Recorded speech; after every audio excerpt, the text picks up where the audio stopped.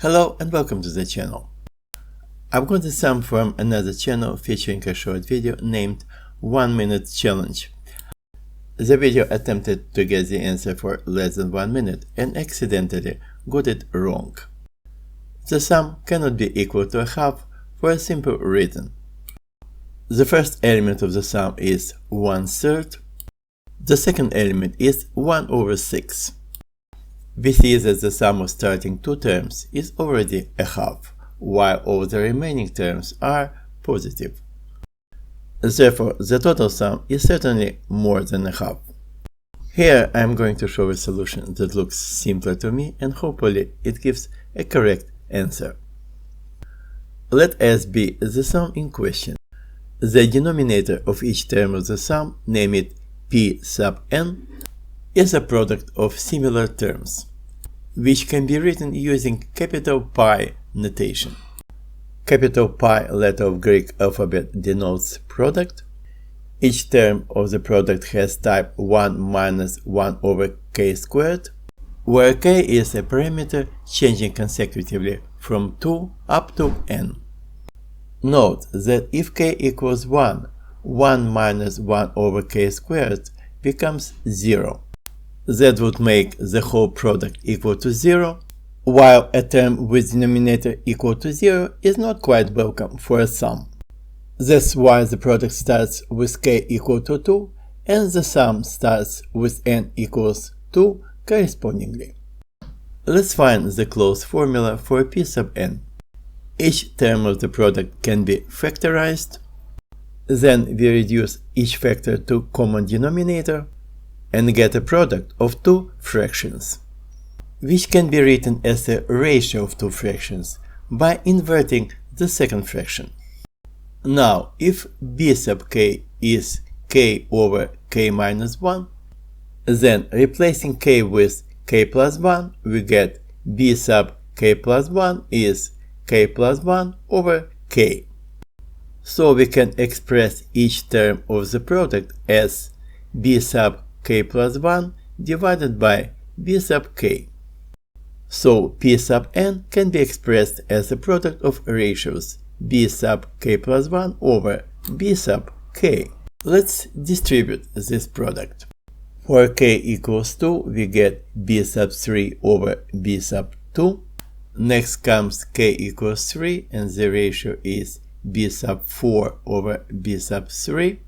For k equals 4, we get b sub 5 over b sub 4, and so on. For k equals n minus 1, the ratio is b sub n over b sub n minus 1. Finally, for k equals n, the ratio is b sub n plus 1 over b sub n. Now each numerator is cancelled out with the following denominator. What remains is the last numerator and the first denominator. Thus we get b sub n plus 1 over b sub 2. And we need to substitute the values.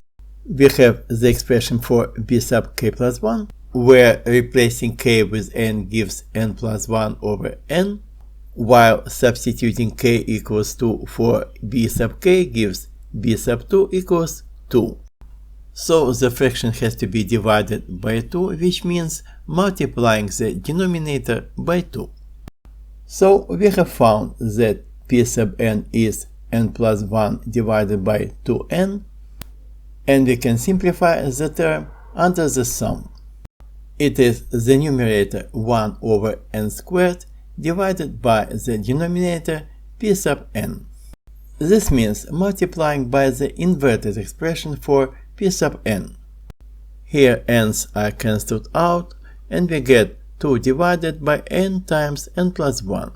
Now we can move 2 out of the fraction, leaving 1 in the numerator, which can be expressed as n plus 1 minus n. Then we divide term by term, have some cancellations, and are left with twice the difference of two inverse consecutive integers.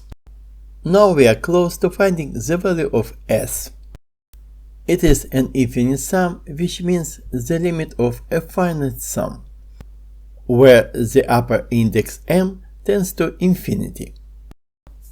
We have a closed formula for each term of the sum, where the constant factor 2 can be taken out of the sum and then out of the limit sign. Let's evaluate the sum under the limit sign. For n equals 2 we have a half minus a third. Assuming n equals 3 gives a third minus a fourth. So we continue up to n equal to m, which gives 1 over m minus 1 over m plus 1. And again we have a huge cancellation where each second term of a difference is cancelled out with the first term of the following difference. What remains is the first term of the first difference and the second term of the last difference. A half minus 1 over m plus 1. And we finally can evaluate s, which is 2 times the limit of half minus 1 over m plus 1. When m tends to infinity, the second term tends to 0, so we are left with just 2 times a half, which is 1. Finally, we can wipe out the question mark and write that the sum equals 1. This is hopefully the correct answer, and this is the end.